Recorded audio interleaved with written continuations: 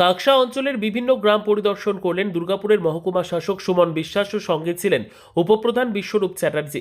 মলানদিঘি অঞ্চলের বিভিন্ন কাজ খতিয়ে দেখলেন, কাজ কতটা এগিয়েছে, কত তাড়াতাড়ি করা সম্ভব সেগুলো তিনি দেখলেন। সঙ্গে ছিলেন মলানদিঘি গ্রাম পঞ্চায়েতের উপপ্রধান বিশ্বরূপ চ্যাটার্জি ও মেম্বাররা।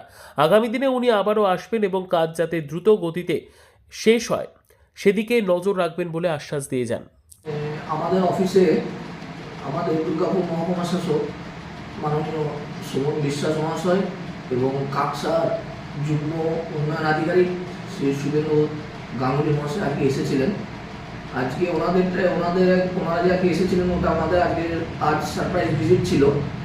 মলানদিঘি গ্রাম পঞ্চায়েতের বিভিন্ন কাজ, বিশেষ করে আপনার 15 ফিনান্স, আবাস, বাংলা আবাস যোজনা, এই যে কাজ মলানদিঘি গ্রাম পঞ্চায়েতের নেতৃত্বে যেগুলো হচ্ছে সেইগুলো কিভাবে হচ্ছে, কতটা কাজ এগিয়েছে, এই বিষয়ে উনি আজকে একটা ভিজিট করেছেন। ভিজিটটা সারপ্রাইজ ভিজিট এবং আমাদের মলানদিঘি গ্রাম পঞ্চায়েতের মেম্বাররা ছিলেন, সবাই ছিলেন।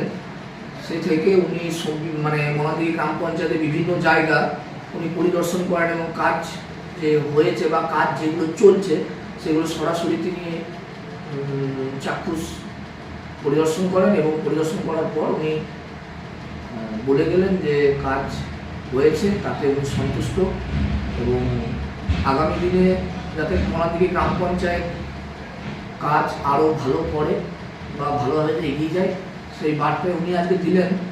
আগামী দিনে উনি আবার আসবেন এই কথা দিয়ে গেছেন আমাকে।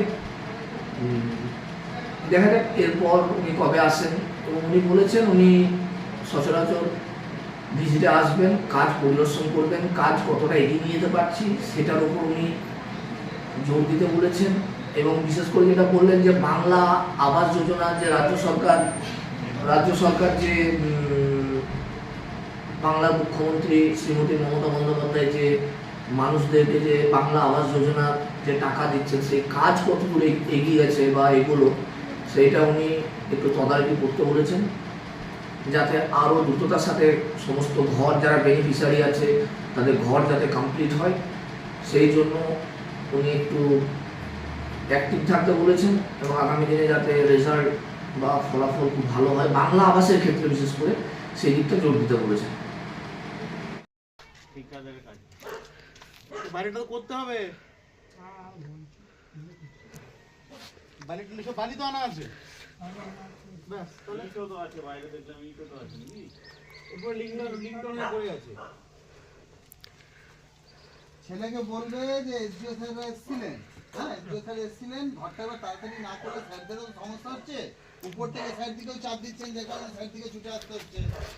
ঠিক আছে, ছেলেকে একটু বলবে, তুমি বলতে কথা বলতে হবে, আপনার বলতে বাড়িটা একটু তাড়াতাড়ি করে দিতে বলবো, ঠিক আছে? নইলে আবার আমাদের পরে সমস্যা হবে, আমরা কোথাও বলতে পারছি না যে বাড়িটা কি কারণে আটকায়, কারণ আটকাবার তো কোনো কারণ নেই। দুটো কিস্তির টাকাও দিয়ে দেওয়া হয়েছে, ঠিক আছে? একটু করে আপনি ওপরটা করে ঢালাই করে দিন, তাহলে আমরা বলে দেবো কমপ্লিট হয়ে। এরপর আস্তে আস্তে ঠিক করুন, ঠিক আছে? তারপরে আস্তে আস্তে যা করার তারপর নিজের মতো ফিনিশিং করুন, ঠিক আছে? ছেলেকে এলে একটু বলবেন। ছেলে কবে আসবে?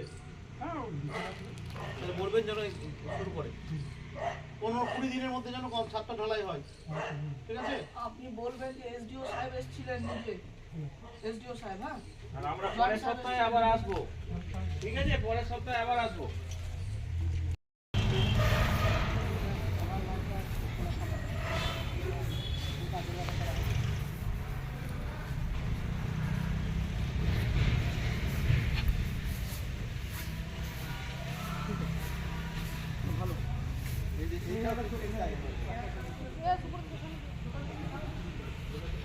মোবাইল